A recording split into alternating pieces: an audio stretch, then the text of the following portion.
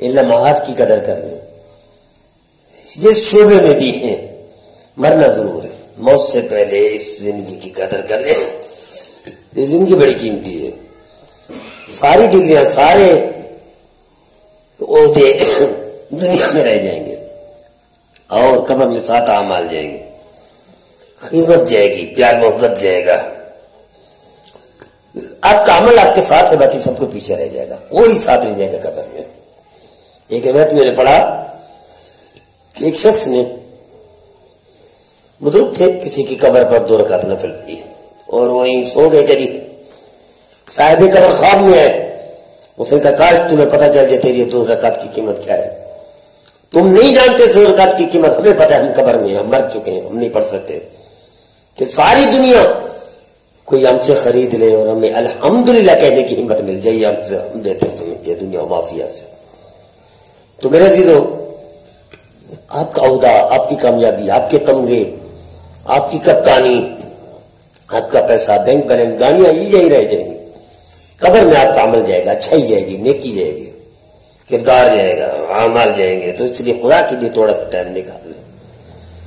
اب یہ جو روایت سنائی، اسی کے بھائی نے خواب میں دیکھا، جو صاحب قبر تھے کے خواب میں دیکھا.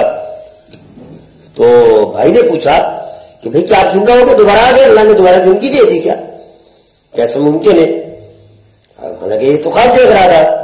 تو اس نے کہا آپ کو معلوم ہے فلاں شخص نے میری قبر کے پاس 2 رکعت نفل پڑھی ہے کہ کاش ساری دنیا، ساری زندگی کوئی مجھ سے خرید لے اور مجھے تھوڑا سا ٹائم دوبارہ مل جائے، میں 2 رکعت نفل پڑھ لوں، 2 رکوع پڑھ لوں، 2 دفعہ سبحان اللہ کہہ دوں، الحمدللہ کہہ دوں، اللہ اکبر کہہ دوں، استغفر اللہ کہہ دوں، کوئی نیکی کر لوں، کوئی اچھائی کر لوں کسی سے، اور یا توبہ کر لوں.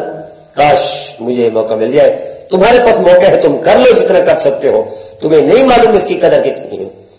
ہم قبر والوں کو اب پتہ ہے اس کی قدر کتنی ہے، اور ہم لوگ کا حقیقت یہ ہے کہ ہمیں قدر پتہ چلتا ہی نہیں جب تک ہم مرے نہ، قبر میں نہ جائیں.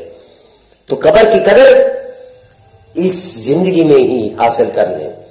اس سے پہلے کہ ہم قبر میں پہنچ جائیں پھر کوئی کام نہیں آتا. بہن بھائی بیوی بچے سب بڑے سے بڑا 2-3 دن یاد رکھتے ہیں، کچھ قبر میں آتا ہے تو سال بعد آتا ہے. تو خدا کے لیے اس کو حاصل کر لیں، اس کی قیمت جانیں. آپ جس عہدے پر ہیں، جس کرسی پر بیٹھے ہوئے، جس ڈپارٹ میں ہیں، جس شعبے میں ہیں، قبر میں آپ کے ساتھ اچھائی، نیکی اور ثواب کا کام جائے گا، نیکی، باقی سب یہی رہ جائے گا. تو کیوں دھوکہ پڑا ہوا ہے، کیوں دھوکے میں ہیں؟ حضرت سلیمان علیہ السلام بادشاہ تھے، ساری دنیا پر حکمرانی کی. ان کا تخت اللہ نے ایسا دیا جیسے آج کا جہاز اس دور میں 5000 سال سے زیادہ ہو گئے. تو تخت ہوا میں اڑ رہا تھا، پوری ان کی کابینہ بھی ساتھ تھی. تو نیچے زمین پر کھڑے ہو کسی شخص نے، اس وقت تو یہ عجیب سا تھا نا اس وقت یہ جہاز جیسا تخت اڑنا. تو نیچے کسی نے، کسان نے اپنے کھیتوں میں کہا سبحان اللہ کیا شان ہے تخت کی. حضرت سلیمان علیہ السلام نے فرمایا کہ میاں میرا تخت اور میں اس کی قدر ساری ایک طرف تیرے سبحان اللہ کی قیمت اس سے زیادہ ہے. ساری دنیا اس کا مقابلہ سبحان اللہ کا قیمت کا مقابلہ نہیں کر سکتی. دنیا کی قیمت ہی نہیں.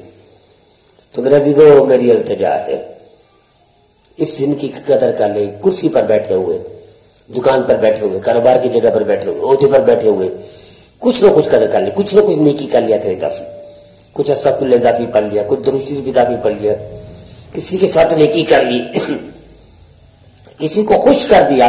کوئی نہ کوئی نیکی کی عادت ڈالنے سے پہلے کہ قبر میں پہنچے. قبر میں چھوٹی چھوٹی نیکی کی آپ کو وہ ملے گی، ضرورت پڑے گی، لیکن کوئی کام نہیں آئے گا، نہ آپ کو وقت ملے گا. اللہ مجھے، آپ کو، ہم سب کو قبر میں پہنچنے سے پہلے اس کی ہمت اور توفیق